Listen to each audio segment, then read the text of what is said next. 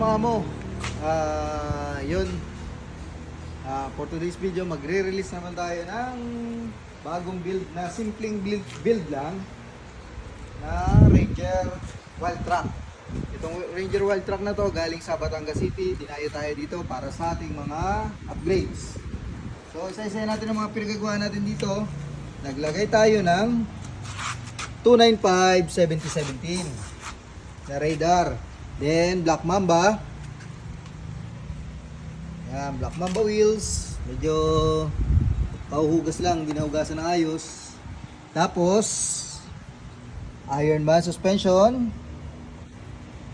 Then nag-perform tayo dito ng lifetime warranty na body lift. So, nagmamalaki natin yung body lift natin dito, lifetime warranty. Walang putol sa tornilyo, walang dugtong, lahat bolt on, hindi welding katulad ng iba dyan. Welding. Magaling ko no, pero welding naman, ang dugtungan. So, ito, ikutan natin. Yan, Black Mamba.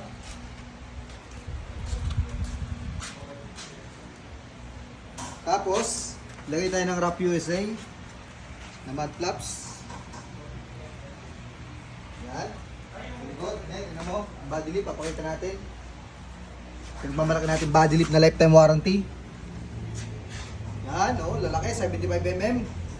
Machine finish. Hindi putol dugtong, hindi butas sa drill. Yan. Tapos, dito tayo sa likod. Ano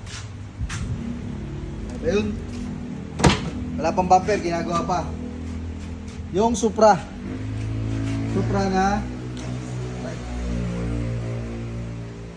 Supra ito, roller lid.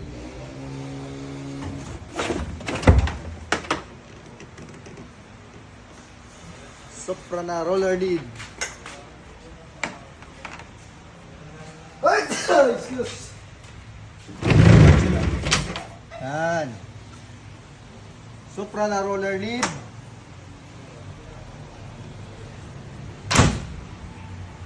Tapos ano ba? Body lift. Lang, simplihan lang. Body lift, tsaka suspension. Gawa ng winch point dyan. Yan. Wrap USA. Black Mamba wheels. Ironman suspension. Then lip blocks. Ayun.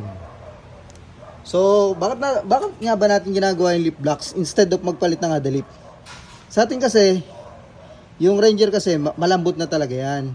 So, bakit mo papalitan ng ada lip? So, patitigasin mo.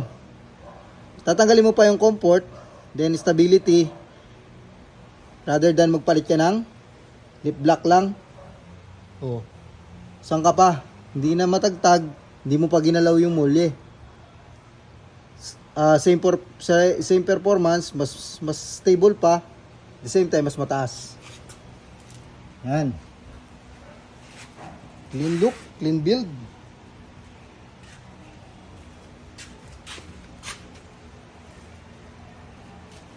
Yan, sa mga gusto magpa-build, mga mo. Point of road, pero mga sa dahari, gamitin.